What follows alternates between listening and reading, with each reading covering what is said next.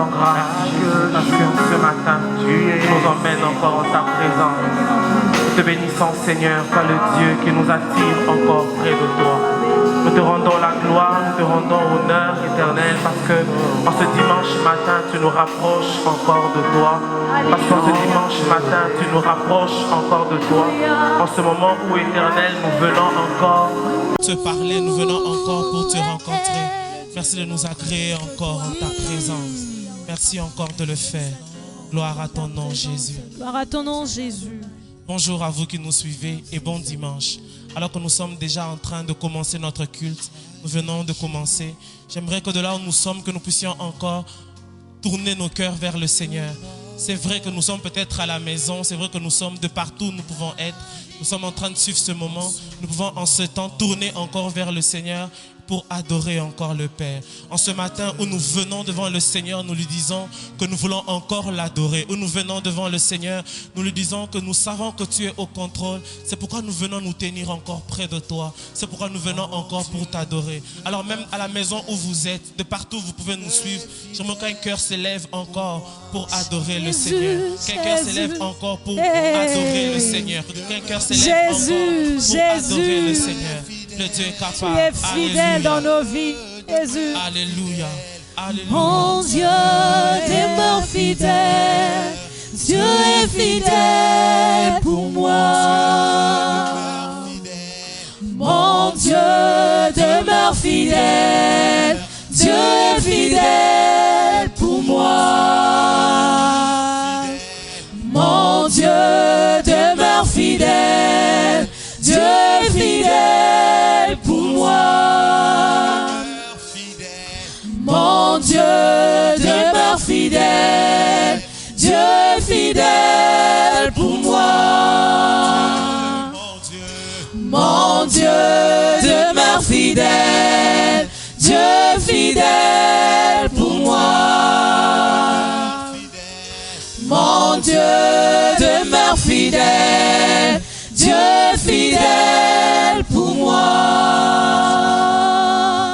Tu es fidèle, Seigneur Jésus. Voilà pourquoi nos âmes se tournent vers toi. Parce que nous savons que tu es fidèle, Seigneur Jésus.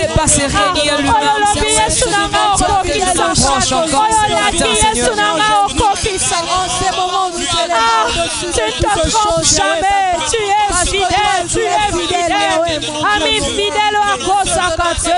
Tu ne déçois jamais. Alléluia, alléluia. Que notre Jésus est fidèle. Malgré la pandémie, malgré les problèmes qui peuvent nous entourer, notre Jésus est fidèle.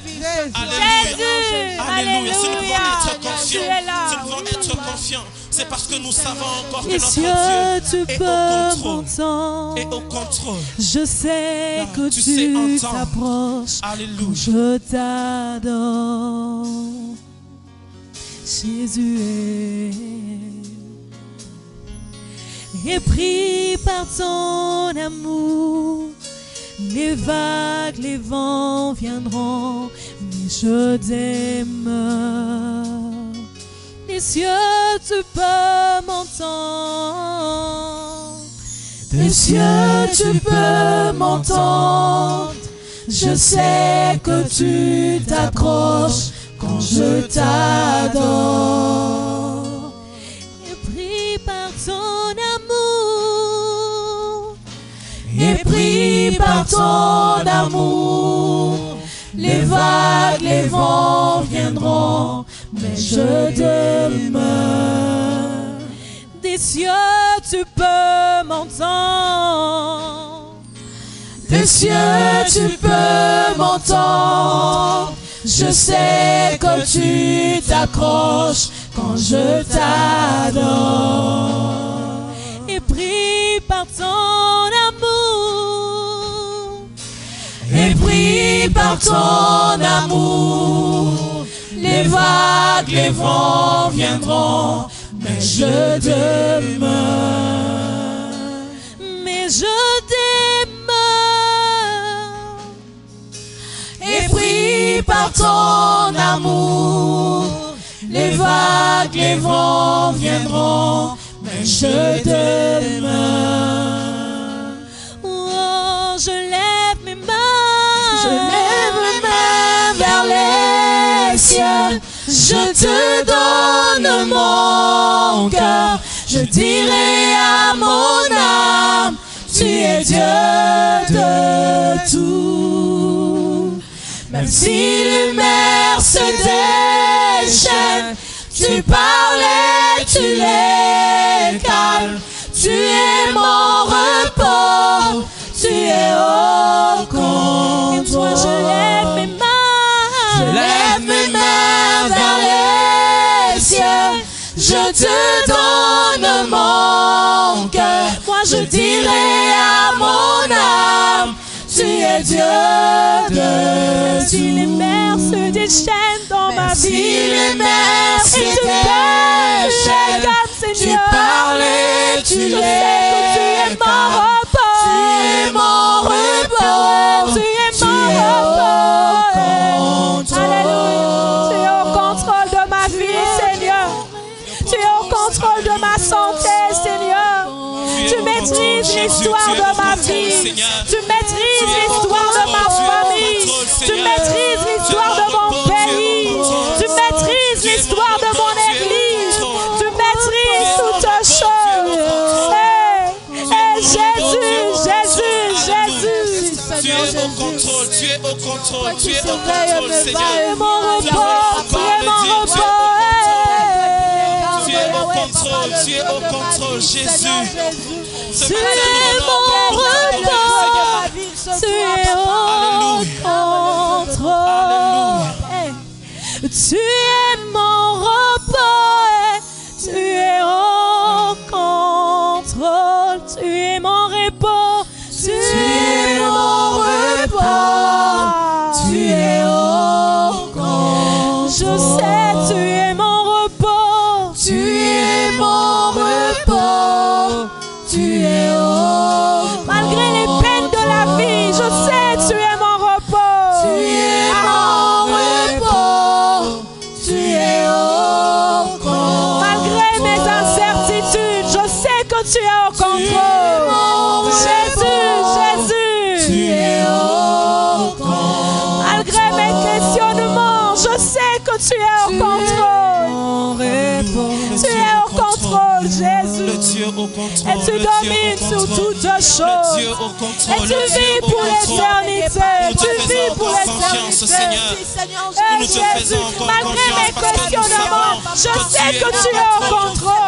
Malgré mes questionnements, je sais que tu domines sur tout. Et Papa, tu es au contrôle. Je protège. Je sais que Yahweh, Papa, je n'ai pas peur. Malgré ce qui trouble mon âme, je n'ai pas peur. Parce que je sais que Jésus est au contrôle. Le Dieu de la vie est au contrôle.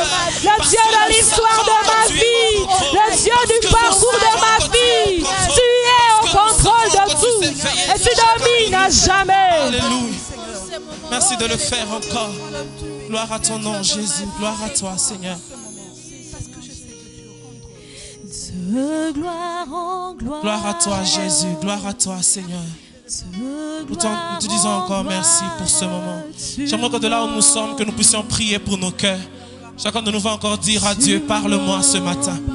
Parle-moi ce matin, je veux t'entendre. La Bible est en train de dire, il a rouvert l'esprit afin qu'il comprisse les Écritures. J'aimerais que de là où nous sommes, que nous puissions dire à Dieu, parle à mon cœur. Que nous puissions dire à Dieu, parle à mon cœur. Que nous puissions dire à Dieu, parle-moi, je veux t'entendre. Est-ce que tu peux prier de là où tu es et de dire au Seigneur, parle-moi. De gloire en gloire, de gloire en gloire, de gloire en gloire, tu m'emmènes ce matin, Seigneur. Tu m'emmènes de ta présence. Béni sois-tu, Seigneur. Tu es au contrôle de toutes choses. Tu contrôles ces instants pour que tu parles à ton peuple toi-même par l'entremise de ton Esprit Saint. C'est-à-dire que nous diminuons afin que l'Esprit Saint fasse croître et fasse apparaître Christ en nous. Tu m'emmènes. Parle à ton peuple, Seigneur. Nous sommes venus, nous sommes là pour t'écouter. Au nom de Jésus. Amen. Amen. Mes chers frères, vous vous souviendrez que le mercredi passé, nous nous sommes dit que nous allions parler de la suite de ce que nous avons commencé à partager, savoir l'œuvre du Saint-Esprit, d'une part, et notre responsabilité, eu égard à l'œuvre du Saint-Esprit dans notre vie. C'est pourquoi ce matin, le message est ainsi libellé, ma responsabilité dans l'œuvre du Saint-Esprit. Nous allons lire ensemble le passage que nous avons lu aussi le mercredi passé. C'est la première épître de Paul aux Corinthiens. Au chapitre 12, nous lirons les versets 12 et 13. Nous lirons également les versets 18, 20 et 27. J'ai ma Bible dans la version seconde, je vais la lire pour nous tous. 1 Corinthiens 12, 12 et 13. Car, comme le corps est un et a plusieurs membres, et comme tous les membres du corps, malgré leur nombre, ne forment qu'un seul corps, ainsi en est-il de Christ. Nous avons tous en effet été baptisés dans un seul esprit pour former un seul corps, soit juif, soit grec, soit esclave, soit libre, et nous avons tous été abreuvés d'un seul esprit. Verset 18. Maintenant, Dieu a placé chacun des membres dans le corps comme il a voulu. Versets 20 et 27. Maintenant, il y a plusieurs membres et un seul corps. Le verset 27. Vous êtes le corps de Christ et vous êtes ses membres, chacun pour sa part. Bien-aimés dans le Seigneur, nous confessons, nous déclarons que le Saint-Esprit nous a plongés, nous a immergés en Jésus-Christ. Il nous a plongés, il nous a immergés dans le corps de Christ. C'est-à-dire, il nous a ainsi assemblés à la tête, en même temps qu'au reste des membres. L'incorporation que le Saint-Esprit effectue de chacun de nous dans le corps de Christ se fait en ce sens qu'il nous assemble à la tête, qui est Christ, et aussi au reste des membres. Il s'agit, mes frères, d'un emplacement souverain, un emplacement conçu et accompli par le Saint-Esprit dans le corps de Christ. Je dis bien un emplacement conçu souverainement et accompli souverainement par le Saint-Esprit dans le corps de Christ. Il nous place où il lui plaît de nous placer selon le projet que Dieu a conçu pour nous depuis avant le temps. Ce n'est pas quelque chose qui se fait au hasard. Et le Père et le Fils et le Saint-Esprit travaillent en un seul Dieu. Et ce que fait le Saint-Esprit, c'est l'accomplissement d'un plan éternel. Ça voudrait dire que le Saint-Esprit t'a déjà placé, toi chrétien, là où Dieu avait voulu que tu fusses placé, quand il était en train, quand dans l'éternité, il préparait le corps de Christ. Donc tu es dans les plans, dans les projets de Dieu depuis l'éternité. C'est ainsi que personne ne peut se considérer comme étant une personne inutile. Car Christ est venu effectivement pour rendre cela possible, car c'est dans le Seigneur Jésus-Christ que tout cela se fait. C'est en Christ que les œuvres que nous devons produire doivent être effectuées. Mes frères, le Seigneur Jésus parlait donc de cela quand il faisait allusion à la qualification céleste promise qu'il appelle la puissance qu'on devait recevoir du Saint-Esprit. Quand dans Acte 1:8, il nous fait cette agréable promesse, il revient, ce n'est pas la première fois qu'il le faisait, mais avant son ascension, il en parle. Acte 1:8, vous recevrez une puissance. C'est cette qualification céleste. Vous recevrez une puissance. Le Saint-Esprit survenant sur vous, et vous serez mes témoins. Voilà. La puissance vous permettra d'être mes témoins. À Jérusalem, dans toute la Judée, dans la Samarie, jusqu'aux extrémités de la terre. J'aimerais lire ce même verset dans la version Summer. Et nous comprendrons encore mieux ce que le Seigneur dit.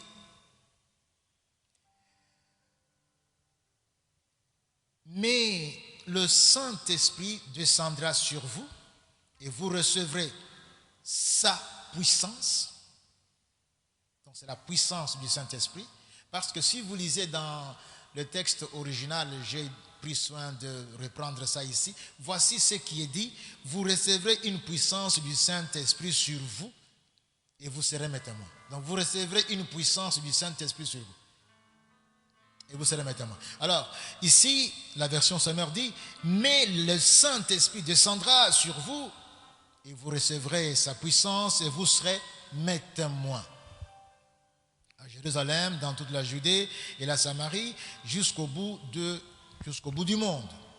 Alors, pour ce vaste chantier, pour cette ultime opération, nous sommes donc plusieurs membres dans le corps de Christ. Nous sommes nombreux et nous sommes tous appelés à travailler en tandem avec la tête et en harmonie avec le reste des membres du corps. Nous sommes nombreux. Paul y fait allusion dans sa première lettre aux Corinthiens. Au chapitre 12, verset 27, je suis encore dans la version du Summer, il dit ceci. 1 Corinthiens 12, 27. Or, vous constituez ensemble un corps qui appartient au Christ. Vous constituez ensemble un corps qui appartient au Christ et chacun, notez bien cela, et chacun de vous en particulier en est un membre.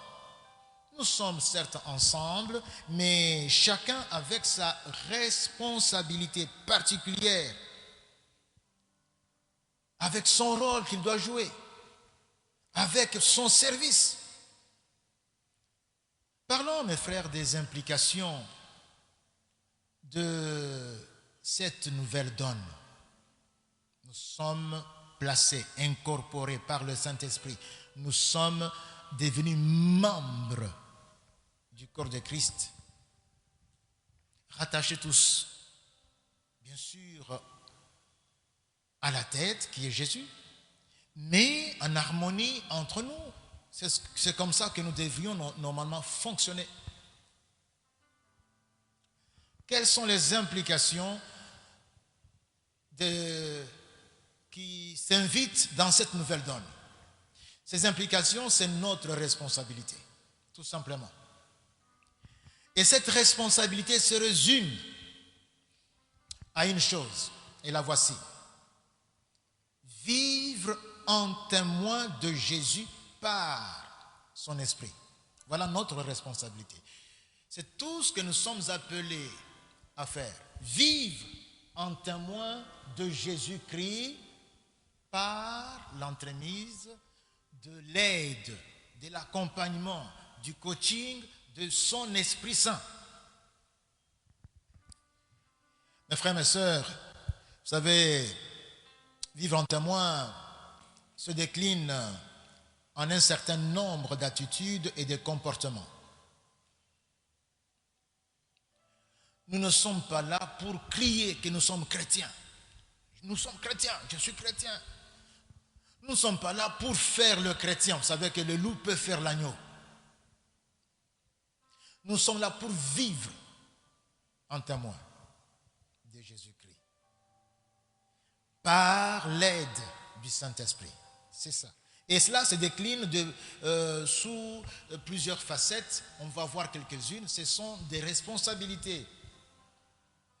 La première responsabilité que nous avons, j'insiste bien, la première responsabilité qui est la nôtre, c'est laisser le Saint-Esprit me convaincre du péché. Laisser le Saint-Esprit me convaincre. Je dois voir le péché comme le voit le Saint-Esprit. Je n'ai pas à discuter avec le Saint-Esprit quand il me parle du péché. Je dois prendre des lunettes du Saint-Esprit et regarder le péché pour que je puisse voir le péché comme le voit le Saint-Esprit.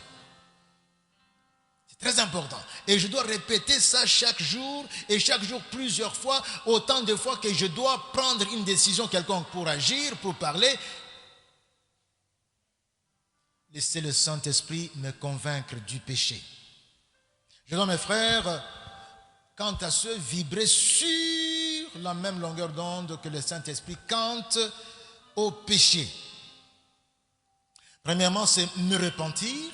Parce que c'est cela que le Saint-Esprit fait avec tout homme. Et quand je me laisse convaincre par le Saint-Esprit eu égard au péché,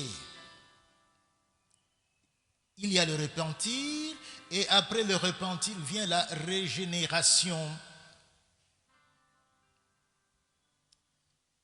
Pourquoi? Parce que me laisser convaincre par le Saint-Esprit du péché signifie dire au péché, laisse la place à Jésus. Je tourne le dos au péché et je vais embrasser Jésus. Et cela procure la régénération. Je voudrais dire à quelqu'un qui n'a pas encore pris cette décision qu'il doit la prendre explicitement. Fais-la, fais-le. Décide-toi de dire au péché, adieu péché, Jésus, je me jette dans tes bras. Et Jésus va entrer dans ta vie et il y aura la conversion, la régénération et l'assurance de la nouvelle vie. Une fois converti, eh bien ça continue. Je dois voir le péché comme le voit le Saint-Esprit. C'est une conduite vigilante. Mais alors, contre le péché, Christ a dit veillez. Nous devons veiller puisque le péché vient sous plusieurs formes sournoises sans que nous nous rendions compte. Alors nous devons être vigilants pour le reconnaître. Quand il vient, on doit fuir le péché, on doit résister au diable toute notre vie en tant qu'enfant de Dieu jusqu'à ce que Christ vienne. Vous savez, à ce propos du repentir, on peut résister, on peut rester de marbre, on peut faire le chrétien sans jamais être devenu. On peut tout simplement se mettre dans le camp de ceux qui se disent athées, ceux qui ne croient pas en Dieu, qui veulent vivre sans Dieu. Je me rappelle que nous étions un certain nombre de jeunes gens quand l'évangile nous a été adressé, nous a été livré, nous a été donné, nous a été annoncé. Je reconnais mes amis qui n'ont pas pris le train avec nous. et qui ont laissé partir le train jusqu'à aujourd'hui. Donc on peut aussi avoir l'évangile annoncé et ne pas recevoir l'annonce de l'évangile, ne pas recevoir le salut, refuser de recevoir Christ. Christ s'exprime à ce propos dans Marc chapitre 3, versets 28 et 29. Vous savez, les interlocuteurs de Christ étaient diversifiés. Parmi eux, il y avait aussi des scribes et des pharisiens. Ces gens voyaient ce que Christ faisait et au lieu que eux qui étaient connaisseurs de la parole de Dieu réalisent que c'est effectivement les signes dont parlent les Écritures concernant le fils de David, concernant le Messie. Non, ils ont choisi tout simplement d'entrer en rivalité avec Jésus parce que pour eux, ils avaient un certain profil du Messie qui ne correspondait pas à celui qu'ils voyaient sur Christ. Et c'est ce qu'ils avaient enseigné. Mes frères, quand nos enseignements, nos convictions se retrouvent en face de la parole de Dieu, recevons ce que Dieu dit, laissons de côté notre théologie, nos convictions, nos doctrines. Quand Dieu parle, et Dieu n'a jamais changé. Et c'est ce qu'il devait faire. Retourner aux Écritures et voir, est-ce que c'est cela? Non, ils ont choisi de s'opposer à Christ. Et ils ont refusé. C'est le refus de se convertir quand le Saint-Esprit nous convainc du péché. C'est grave, cela s'appelle blasphème contre le Saint-Esprit. Alors, toute attitude invétérée d'incrédulité est préjudiciable. Jésus déclare ceci, je disais dans Marc 3, versets 28 et 29, « Je vous l'ai dit en vérité, tous les péchés seront pardonnés aux fils des hommes et les blasphèmes qu'ils auraient proférés. Mais quiconque blasphémera contre le Saint-Esprit n'obtiendra jamais le pardon.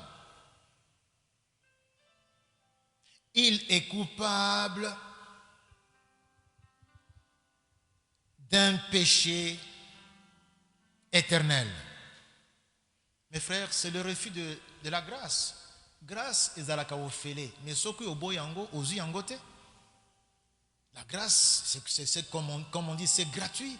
Mais si tu refuses, tu choisis de baigner dans l'incrédulité,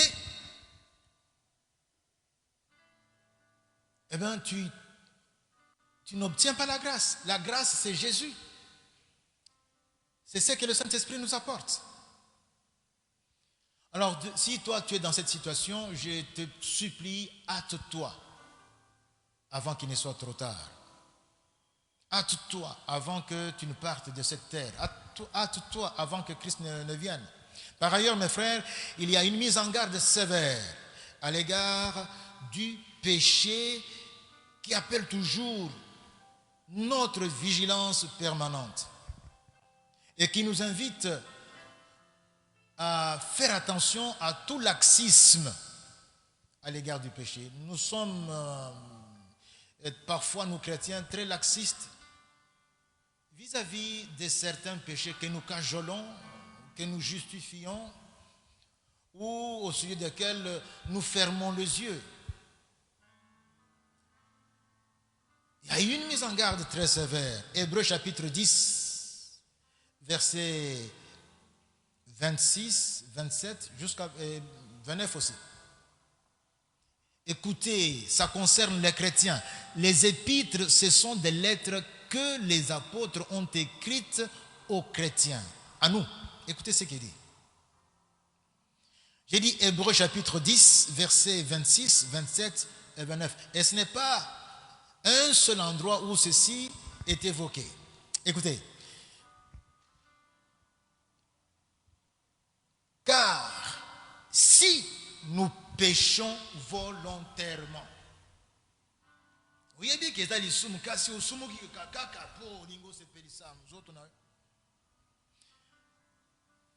Car si nous péchons volontairement après avoir reçu la connaissance de la vérité, il ne reste plus de sacrifice pour les péchés.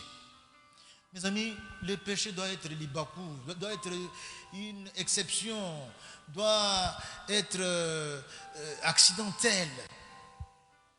Et non, tu programmes le péché, tu réfléchis et tu montes des stratégies pour vraiment aller pécher et tu continues à pécher comme ça, tout en paraissant chrétien. Donc il ne reste plus de sacrifices pour les péchés, mais qu'est-ce qui te reste? Une attente terrible du jugement et l'ardeur d'un feu qui dévorera les rebelles. Aux hommes rebelles. Ça, c'est être rebelle. Quand tu fais ça, tu es rebelle. Pourquoi? Écoutons ce qui va suivre. Pourquoi est-ce que tu es destiné à ce traitement de rebelle? Écoutez ce qui est dit dans la suite. De quel pire châtiment pensez-vous que sera jugé digne celui qui aura foulé au pied le Fils de Dieu? Donc, ngolo na nzambe ba pesa yo na molimo mosantu yo ozui nani omoni ngolo ka ndembo obeti, tu as foulé au pied. C'est la grâce, c'est le Fils de Dieu. Quand tu pêches, c'est ce que tu fais. Un coup de pied. Donc, celui qui aura foulé au pied le Fils de Dieu, et écoutez encore, et qui aura tenu pour profane le sang de l'alliance, le sang avec lequel Christ nous a rachetés, c'est la rançon. Donc, yo moni makiana au petit coup de pied, et en tout cas, il s'opane. Donc, tu as trouvé cela profane, par lequel tu as été sanctifié, et tu as été sanctifié, et tu auras ainsi outragé l'esprit de grâce. Tu as ainsi outragé l'esprit de grâce, l'esprit de la grâce. L'esprit de grâce. La grâce là, c'est Jésus. Donc, au fingi molimo mosantu. Ye oyo ayaki a convaincre yo a pesi yo a kabeli molimo mosantu. Alors, qu'est-ce que tu fais de cela? A pesi yo ngolo nanzambe, mwana nanzambe. Qu'est-ce que tu fais de cela? Bon, écoutez, tu donnes un coup de pied. Alors, tu as injurié, tu as insulté, tu as blasphémé contre le Saint-Esprit. Ça se dit, c'est que ça dit, on ne va pas changer cela. C'est à nous de nous amender, tant que nous avons encore le souffle de vie. Deuxième responsabilité, quelle est-elle? Vis-à-vis de l'œuvre du Saint-Esprit, se soumettre au Saint-Esprit et lui céder la toute préséance. Donc, se soumettre au Saint-Esprit et lui céder toute préséance. Se soumettre. Mes frères et mes sœurs, le Saint-Esprit nous veut partenaires au service de Dieu. Cependant, dans ce partenariat, c'est lui le patron, c'est lui le chef. Que les choses soient claires. C'est lui que nous devrions écouter pour ce que nous devons dire, pour ce que nous devons faire, pour ce que nous devons programmer, planifier. C'est lui à qui nous devrions obéir dans ce duo-là. Toi et le Saint-Esprit, c'est le Saint-Esprit qui est le patron. Ainsi, mes frères, faisons attention. Résister au Saint-Esprit, c'est quoi? C'est renier son autorité. C'est quoi? C'est l'attrister. Oui, quand tu résistes au Saint-Esprit, tu l'attristes. Pourquoi? Parce que tu l'empêches d'accomplir le rôle pour lequel le Père et le Fils l'ont envoyé, atteindre les objectifs que Dieu s'est fixés de toute éternité. Tu l'attristes, pourquoi? Parce que comme tu es impliqué dans ces objectifs, tu rates ce que Dieu t'avait préparé Et le Saint-Esprit qui était venu pour te faire jouir de cela sur la terre et dans l'éternité est attristé. Résister au Saint-Esprit, mes frères, c'est lui désobéir.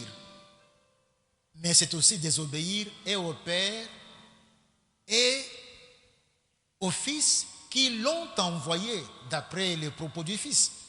Vous qui refusez de croire au Saint-Esprit comme étant une personne, comme étant Dieu, gare à vous, parce que c'est le Père et le Fils qui l'ont envoyé avec mandat, et nous avons la mission claire.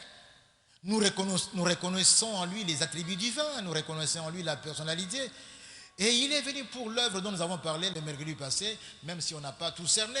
Néanmoins, ne pas reconnaître et dire que tout simplement le Saint-Esprit c'est la puissance de Dieu, c'est la force de Dieu, c'est une grave erreur. C'est une grave erreur. Et qui a des conséquences qu'on ne peut pas ici imaginer. Nous devrions donc, mes frères, plutôt faire ce que Dieu, par son esprit, veut. Comme il veut. Où et quand il veut. Voilà. C'est ça, vivre en témoin. Nous devrions écouter le Saint-Esprit, être attentifs. Pourquoi? Parce qu'il est là toujours pour nous souffler, nous dire ce que nous devons faire, nous pousser dans le dos, nous montrer le chemin qu'il faut suivre. Nous devons donc être attentifs, mais nous devons aussi prendre l'initiative de le consulter quand nous avons des projets pour notre église, pour notre famille, pour notre vie, quand nous voulons planifier le mois, l'année, les années. Nous devons le consulter devant une décision que nous devons prendre, même pour le parti politique auquel on doit appartenir. Il n'est pas dit que faire la politique, c'est pécamineux. Si vous voulez faire la politique, c'est votre choix, mais consultez le Saint-Esprit. Et là même, je voudrais dire aux avocats qui m'écoutent, vous, avocats, vous avez un métier très délicat, avocat chrétien. Vous devez écouter le Saint-Esprit pour composer avec lui, pour savoir quel dossier défendre et comment défendre cela. Écoutez le Saint-Esprit. Et il n'y a pas que les avocats, c'est tous les métiers. Toute notre vie. Et le Saint-Esprit a à nous dire, donc nous devons le consulter. Et nous devions aussi dire ou faire ce qu'il nous dit de dire et de faire. Nous devrons être des hommes et des femmes de la parole. Parce que la parole, c'est le Saint-Esprit qui l'a inspirée. Vous savez que consulter le Saint-Esprit, c'est entrer en prière même, puisque tu parles à Dieu. Et prier, c'est le propre du chrétien. Le chrétien doit être un homme et une femme de prière, un homme et une femme de la parole. Non seulement tu as la parole, mais quand tu pries, c'est conformément à la parole, à la pensée du Saint-Esprit. Ce mois, je rappelle cela, nous avons un programme, nous, de la PPIPEN, un programme de prière. Nous avons envoyé ce programme de prière pour tous les mois de juin. Chacun a son jour. C'est une prière avec jeûne du matin jusqu'au soir. Les sujets sont donnés. Et un homme spirituel, un homme qui accepte d'être conduit par le Saint-Esprit, qui se dit membre d'une église donnée, et nous en sommes une, devrait normalement s'approprier cette opportunité. Nous avons commencé cette semaine puisque le mois a commencé le lundi. Et nous allons poursuivre jusqu'au bout de ce mois. Nous verrons comment le Saint-Esprit nous conduira encore s'il y a des programmes. On ne sait pas le faire ensemble comme si on le faisait au moment où nous nous rencontrions. Maintenant, nous avons envoyé ce programme. C'est pour nous tous. Nous prions pour les réalités dans lesquelles nous nous trouvons. On ne peut pas rester indifférent. Prier avec jeûne. Vous savez, mes frères, à la conférence de Jérusalem dans Actes chapitre 15, les apôtres ayant reçu la délégation de l'église d'Antioche, répondez, écoutez ce qu'ils disent dans leur réponse. il a paru, là c'est le verset 28, il a paru bon au Saint-Esprit et à nous de ne vous imposer d'autres charges que ce qui est nécessaire. Il a paru, regardez la préséance, il a paru au Saint-Esprit et à nous. Autrement dit, après avoir consulté le Saint-Esprit, voici ce que nous vous disons de faire. Nous vous disons ce que le Saint-Esprit nous a dit, allez leur dire ceci, allez leur dire cela. Et c'est comme ça qu'il y a eu la solution à l'église d'Antioche en ce temps-là. Troisième responsabilité. Laissez le Saint-Esprit me transformer. Laissez le Saint-Esprit me transformer.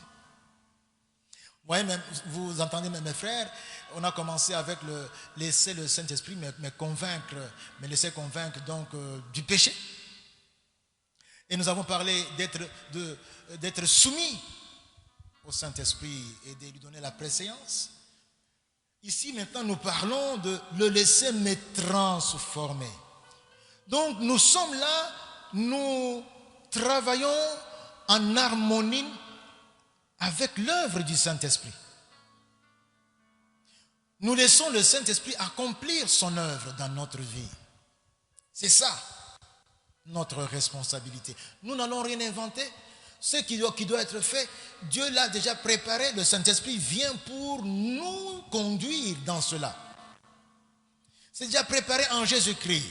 Alors, pour que cet objectif de Dieu, ces objectifs de Dieu soient atteints dans ma vie, il faut me laisser transformer. Parce que tel que j'étais, je n'avais pas les capacités, je n'avais pas les qualifications, je n'avais pas les compétences d'en haut, car c'est avec les compétences que le Saint-Esprit m'apporte d'en haut que je puis alors faire ce que Dieu attend de moi en harmonie avec le Saint-Esprit. Donc, me laisser transformer. C'est quoi? C'est coopérer activement à ma maturation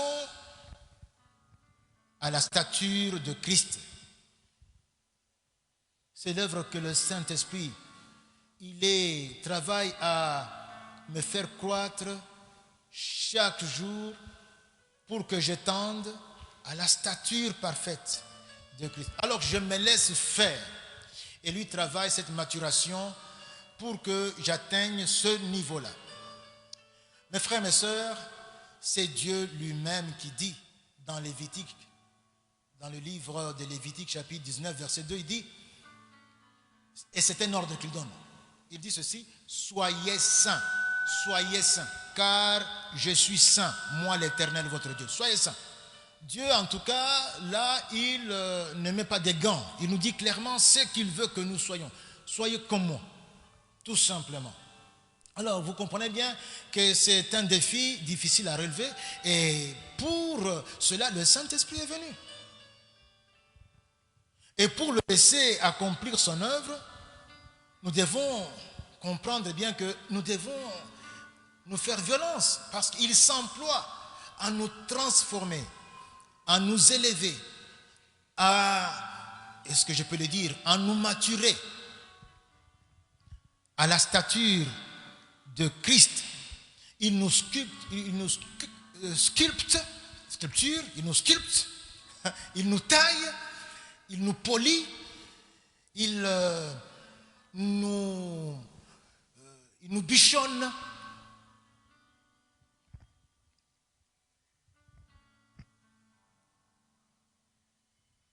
Pour que nous ressemblions, il nous émonde pour que nous ressemblions de plus en plus à Dieu. Et cela demande de nous que nous vivions en violent, que nous nous faisions violence. Et quand nous nous faisons violence pour que l'œuvre que le Saint-Esprit fait, il nous tourne d'un côté comme de l'autre, il nous bichonne, il nous cajole, il nous taille. Pour que cela se fasse, il nous faut de la violence. Et vivre de cette façon-là, c'est vivre en témoin de Christ. C'est vivre en citoyen du ciel. Donc, le Saint-Esprit est là pour cette particulière tâche de faire de nous chaque jour des témoins, des citoyens. Nous sommes sur cette terre et le Saint-Esprit nous rappelle que nous sommes des citoyens du ciel et non n'importe qui pour vivre n'importe comment. Il y a donc un changement qui doit s'opérer.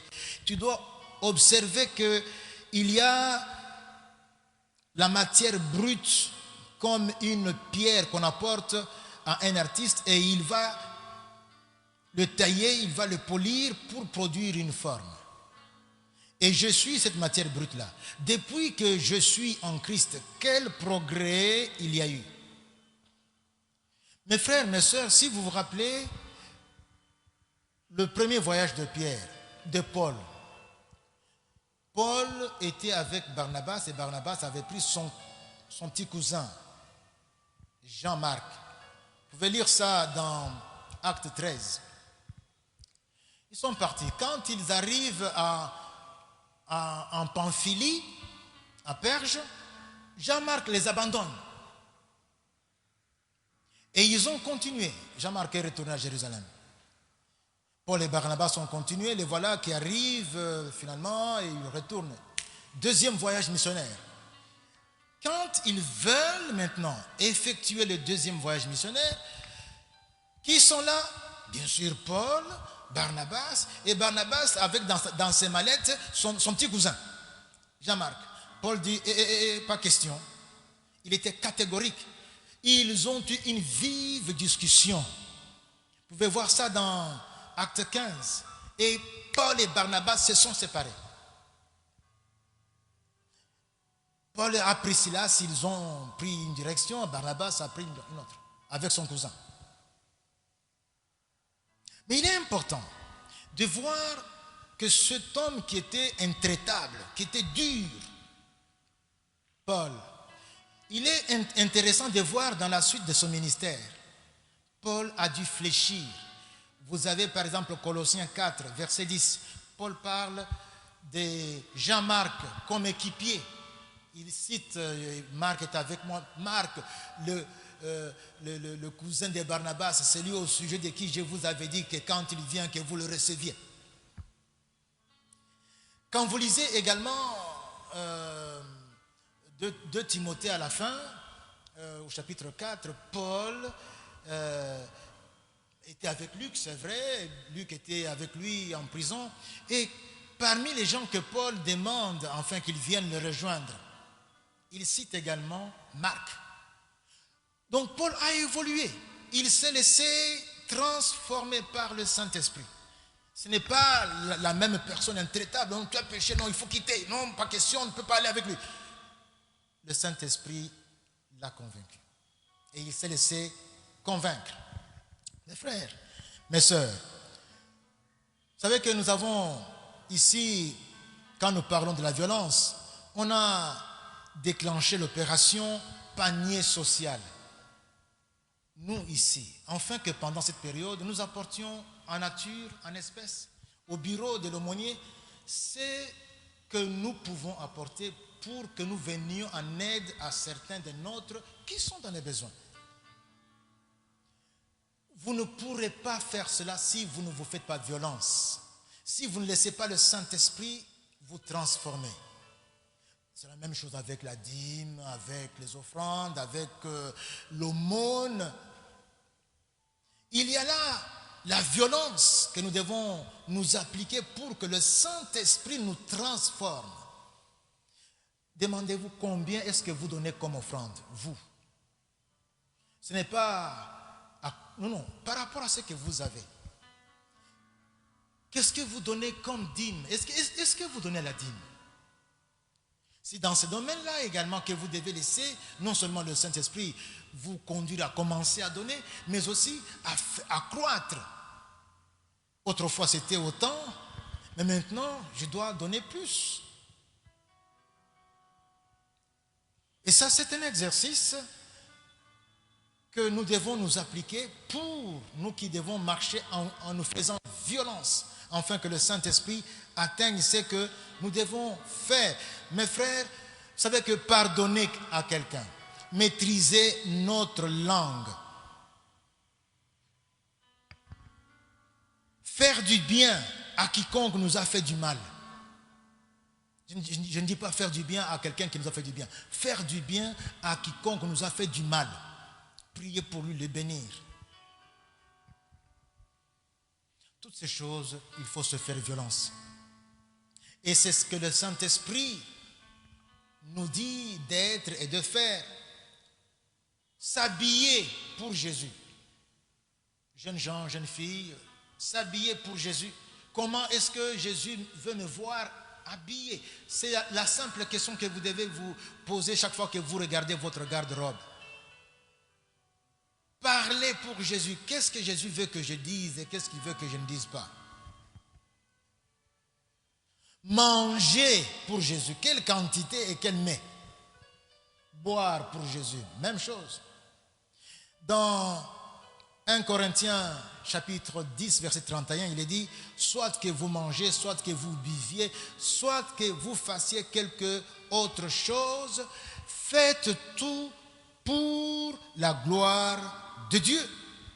Faites tout pour la gloire de Dieu. Mes frères, la transformation, puisqu'on en parle, c'est la communication. Donc nous provient du fait de la communication du modus vivendi, le mode de vie, du modus operandi, mode opératoire des citoyens du ciel que nous apporte le Saint-Esprit sur la terre.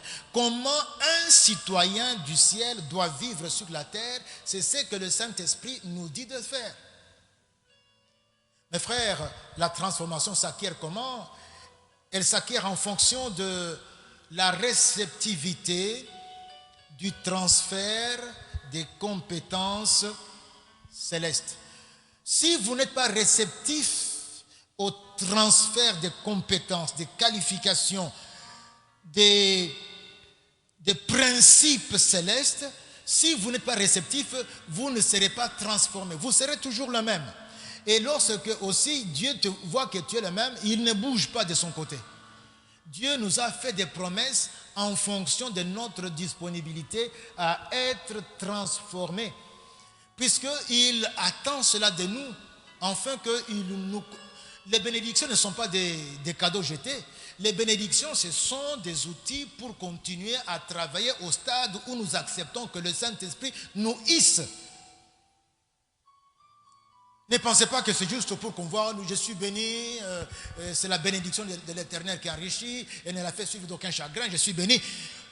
C'est vrai, mais une autre définition de la bénédiction, c'est ce que Dieu donne à celui qui s'est laissé transformer pour qu'il soit équipé afin d'aller encore plus loin avec le Seigneur. La transformation, mon frère, ma soeur. Quatrième et avant-dernier élément, c'est quelle responsabilité? Se servir de la puissance de Dieu pour le servir. Oui. Nzambe azui makoki ya lola apesi yango na molimo mo santu kende okabola bango kende opesa bango. C'est la puissance de Dieu. Quand il dit que vous recevrez la puissance, c'est la puissance de Dieu que le Saint-Esprit nous apporte d'en haut. Alors nous devons nous en servir pour servir Dieu et non la mettre de côté. Une fois que nous sommes transformés par le Saint-Esprit, on avance, c'est pour prendre, utiliser, recourir à la puissance de Dieu. C'est quoi la puissance de Dieu? C'est la qualification du Saint-Esprit pour le service. Exode chapitre 31, verset 1 et suivant, dit ceci. C'est de Dieu qui parle. Parle, l'Éternel parla donc à Moïse et dit: sache que j'ai choisi Betsalel, je l'ai rempli de l'Esprit de Dieu. C'est moi qui l'ai fait souverainement. J'ai rempli Betsalel de l'Esprit de Dieu. Je pouvais choisir XY, mais c'est lui que j'ai choisi. De sagesse, d'intelligence et de savoir pour toutes sortes d'ouvrages. Je l'ai rendu capable de faire des inventions, de travailler l'or, l'argent et les reins, de graver des pierres à enchâsser, de travailler le bois et d'exécuter toutes sortes d'ouvrages. C'est Dieu qui qualifie cet homme. Et la qualification, c'est le Saint-Esprit. Disons quand même quelque chose rapidement, puisqu'il faut que je puisse passer au point 5. Si vous êtes en Jésus, c'est que vous avez à tout le moins, un don. Si vous appartenez à Jésus, vous avez à tout le moins un don. En effet, mon frère, ma soeur, vous avez déjà reçu le Saint-Esprit, puisque vous êtes nés de nouveau. Or, le Saint-Esprit est le conteneur de tous les dons, les conteneurs. Donc, si vous avez le don du Saint-Esprit, vous avez au moins un don. Le Saint-Esprit, en tout cas, te donnera tel don dans les processus, dans la marche avec lui. Quand vous marchez avec lui, il sera en train de donner tel don. Ce n'est pas qu'il va comme ça, bon, écoutez, je vais avoir les dons de parler en langue. Bon, et puis tu commences à parler en langue. Oh, je vais avoir les dons des miracles. Et puis tu commences à faire des miracles. Non. C'est selon les projets que Dieu a pour toi. Deuxièmement, c'est que le chrétien ne devrait pas courir après tel ou tel don. Non. Mais reconnaître et accepter les dons qu'il a reçus. Tu dois reconnaître les dons qui sont en toi déjà. Tu n'as pas à courir après tel don. Non, tu as des dons et puis les accepter. Il y en a qui ont tel don, mais ils regardent les dons des autres et ils commencent à envier les... Non. Tu as au moins un don. Tu dois le reconnaître et l'accepter pour servir Dieu. En effet, il a déjà celui ou ceux que le Saint-Esprit a jugé bon de lui. Donc, le chrétien a déjà reçu. Le chrétien possède déjà ce que le Saint-Esprit a jugé bon à ce stade-là pour toi. Tu dois le reconnaître et travailler avec ça. Troisièmement, le chrétien devrait plutôt courir, mais alors frénétiquement. Courir après le fruit du Saint-Esprit. Ne pas courir après les dons puisque tu as déjà les dons. Pourquoi? Mais le Saint-Esprit est en toi. Cours après le fruit. C'est ce que nous recevons dans les Écritures, Galates 5, 16, pour ne citer que cela. Marchez selon l'Esprit et vous n'accomplirez pas le désir de la chair.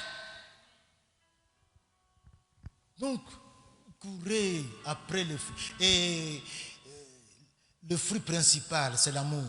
On va y revenir, on terminera par ça. Le fruit du Saint-Esprit est indispensable pour exercer nos dons d'une façon qui plaise à Dieu. Les dons sont déjà là, mais nous avons besoin du fruit du Saint-Esprit pour mieux exercer ces dons, pour les exercer de la façon dont Dieu veut. Donc, le fruit est indispensable. Les dons ne l'est pas parce que tu l'as déjà.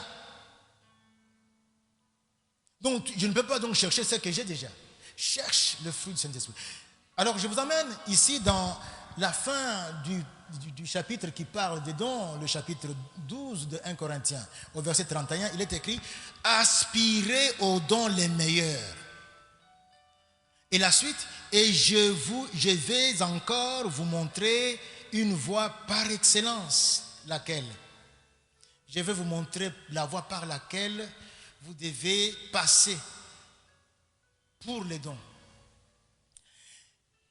Le chapitre qui suit, le chapitre 13, le verset 1 à 4, lisez. « Quand je parlerai les langues des hommes et des anges, si je n'ai pas la charité, le fruit du Saint-Esprit, je suis un airain qui résonne ou un cymbale qui retentit. » On peut avoir le parler en langue et être méchant, et être encore dans l'impudicité, être encore dans les vols, et on parle en langue. Quand j'aurai les dons de prophétie, la science de tous les mystères et la connaissance, quand j'aurai même toute la foi, jusqu'à transporter les montagnes, si je n'ai pas la charité, je ne suis rien. Donc tu as une foi telle que les montagnes bougent. Tu as la prophétie, mais tu manques le fruit du Saint-Esprit. Tu manques l'amour. Tu n'as rien. Et quand je distribuerai tous mes biens, comme nous le disons ici, si vous avez les dons de libéralité, je distribue tous mes biens pour la nourriture des pauvres. Quand je livrerai mon corps pour être brûlé. Si je n'ai pas la charité, cela ne me sert de rien. La charité, au verset 7, excuse tout. La charité croit tout. La charité espère tout. La charité supporte. C'est quand vous avez ça, c'est pourquoi il faut courir après ceci. Et si vous lisez tout le chapitre 13, vous comprendrez bien pourquoi il faut courir après le fruit du Saint-Esprit. Le don, vous l'avez, croyez à ce que dit la Bible. Le Saint-Esprit, on ne peut pas être chrétien sans avoir le Saint-Esprit. Or, le Saint-Esprit est le conteneur de dons, de tous les dons, de tous les dons. Enfin, le point 5, nous devons mener une vie qui évangélise. Une vie telle que, quand on nous regarde, les gens sont évangélisés. Jésus nous enjoint dans Matthieu 5, verset 16, que notre lumière luise devant les hommes, afin qu'ils voient nos bonnes œuvres et qu'ils glorifient notre Dieu, notre Père. Vous savez, lorsque vous avez une vie de soumission au Saint-Esprit, c'est une vie qui parle, une vie de témoin parle, une vie de témoin évangélise. C'est même un pont. Quand on te voit ainsi vivre, les gens peuvent venir te poser des questions. Mais pourquoi toi tu ne corromps pas? Pourquoi tu ne te querelles pas? Pourquoi tu ne réagis pas comme tout le monde? Pourquoi tu ne t'habilles pas comme toutes les filles? Pourquoi tu es si calme, si précieux, si utile? Comment? Et c'est alors que tu vas leur parler de Jésus. Paul dit dans 2 Timothée chapitre 4 verset 5, il dit: mais toi sois sobre. Donc ne te jette pas, ne te lance pas totalement et précipitamment dans ceci, dans cela. Sois sobre. Pourquoi la sobriété? Parce qu'elle te permet d'être vigilant. Sois sobre. Supporte les souffrances. Fais l'œuvre d'un évangéliste. Donc évangélise. Évangélise. Nous sommes pendant cette période d'état d'urgence qui se prolonge. Non, ne reste pas croisant les bras. Nous parlons quand même avec des gens sur la pluie et les beaux temps. Nous parlons de saisons sèches et des saisons de pluie. Nous parlons de la Liga qu'on n'a plus à la télévision. Nous parlons de ces choses. Pourquoi ne pas prendre ce temps-là pour alors évangéliser, parler de Christ, faire des disciples? Mon frère, ma soeur, nous avons ici en 5 points parlé de ces responsabilités du chrétien, notre responsabilité vis-à-vis de l'œuvre du Saint-Esprit. La première œuvre, c'est nous laisser convaincre du péché. Et nous devons aussi, deuxièmement, après nous être laissés convaincre, nous soumettre au Saint-Esprit et lui laisser la préséance. Troisièmement, il faut nous laisser transformer par le Saint-Esprit. Nous laisser le Saint-Esprit nous transformer et faire de nous, le laisser nous donner le mode de vie du ciel. Comment on vit en tant que citoyen du ciel quand on a encore les pieds sur terre. Quatrièmement, se servir de la puissance de Dieu pour le servir. Enfin, nous avons le dernier point, c'est mener une vie qui évangélise. Une vie qui évangélise. Mes frères, mes sœurs, nous terminons par là. Je voudrais nous inviter maintenant à prier. Là où tu te trouves, là où tu me suis, prie le Seigneur pour d'abord reconnaître que moi et toi n'étions pas tellement soumis au Saint-Esprit. Oui, je voudrais inviter ceux qui n'ont pas encore le Saint-Esprit les convaincre du péché et qui n'ont pas encore donné leur vie à Christ. Ouvrez votre cœur, donnez votre vie à Christ Jésus. Et vous qui avez donné votre vie à Jésus, laissez le Saint-Esprit vous convaincre de votre péché, que vous cajolez, que vous radotez, que vous bichonnez votre péché chéri.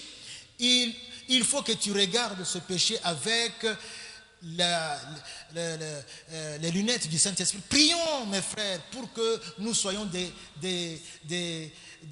chrétiens transformés, des chrétiens qui se laissent transformer par le Saint-Esprit. Oui, vous devez reconnaître que vous avez reçu la puissance du Saint-Esprit, puisque vous avez le Saint-Esprit, donc vous avez des dons. Nous devons donc prier pour servir Dieu avec cette puissance. Mais aussi, mes frères, nous devons avoir une vie qui évangélise. Si notre vie ne dit rien, ne perturbe pas les gens autour de nous, c'est parce que nous n'avons pas laissé le Saint-Esprit nous transformer. Alors, élevons nos voix, prions le Seigneur. Prie là où tu es et élève le Saint-Esprit dans ta vie pour que tu sois à ses pieds, pour qu'il soit le patron. Et toi, tu dois être celui qui lui obéit dans ce duo que vous formez avec lui. Oui, Seigneur, Saint-Esprit, nous t'élèvons parce que toi, tu es le chef et nous sommes ceux qui doivent t'obéir. Afin que tu prennes la première place, la préséance, parce que tu mérites de nous conduire et de nous tirer sur la voie où nous devons nous laisser conduire. À toi, Seigneur Saint-Esprit, notre vie tout entière. Merci Seigneur parce qu'en ce moment, il y en a qui donnent leur vie à Christ puisqu'ils se laissent convaincre du péché. Il y en a qui abandonnent leur péché puisqu'ils se laissent convaincre par le Saint-Esprit. Merci parce que nous aurons, Seigneur, une vie qui évangélise. Merci de nous qualifier ainsi et de nous rappeler que nous devons vivre sobrement et faire œuvre d'un évangéliste là où nous sommes. Seigneur, merci beaucoup de bénir notre pays, de nous visiter dans ce pays avec le problème par lequel nous passons actuellement. Nous te remettons les dirigeants, commençant par le chef de l'État. Nous prions, Seigneur, pour tout le monde, afin que tous ceux qui sont élevés en responsabilité soient impactés par ton Esprit Saint et que l'œuvre du Saint-Esprit puisse toucher toute la RDC. Nous voulons que les églises de la RDC se réveillent, qu'elles puissent se ressaisir et discerne ce que Dieu est en train de nous dire pendant ce temps. Nous prions pour que le monde entier soit visité par Dieu, toutes les églises du monde, que le Saint-Esprit, le patron, nous éclaire afin que nous discernions ce que Dieu est en train de nous dire et que nous adhérions à ce que Dieu nous montre par son esprit pendant cette période. Merci Seigneur d'enraciner cette parole dans notre vie, dans la vie de chacun. Ô Père, Seigneur, mon Dieu, dans ton amour. Nous t'adorons. Au nom de Jésus. Au nom de Jésus. Amen. Le Saint-Esprit de Dieu. Saint-Esprit de Dieu. Nous t'attendons. Saint-Esprit de Dieu, nous t'attendons. Saint-Esprit de Dieu, Saint-Esprit, nous t'attendons. Et pour ton feu, Seigneur, pour ton feu. C'est pour ton feu, pour ton feu, pour ton feu.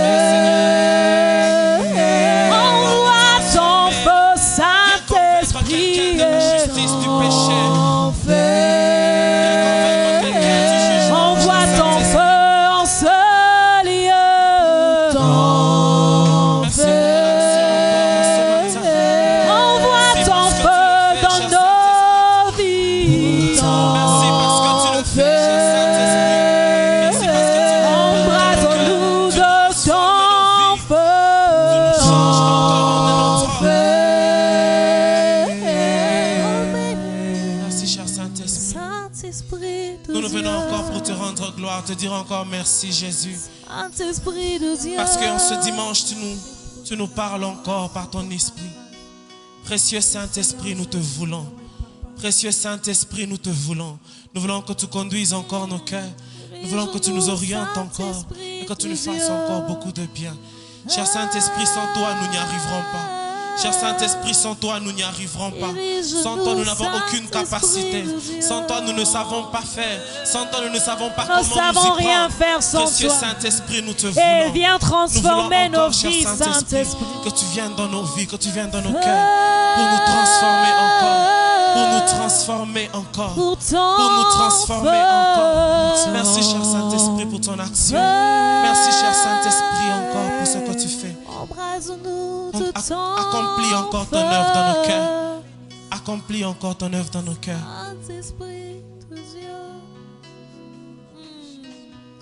Si hier tu n'avais pas la place, Seigneur, entreprends la place. Amen. Si hier tu n'étais pas en train de nous conduire, viens et conduis-nous. Si hier quelqu'un pouvait marcher de lui-même, viens aujourd'hui et conduis encore. Cher Saint-Esprit, nous te laissons le libre cours. Merci encore de le faire. Merci encore parce que tu le fais. Merci, cher Saint-Esprit. Au nom de Jésus, nous prions encore. Au nom de Jésus, nous rendons gloire à Dieu. Amen. Amen. De là où vous êtes, nous vous souhaitons encore bon dimanche à vous. Nous continuons à célébrer, à adorer le Seigneur.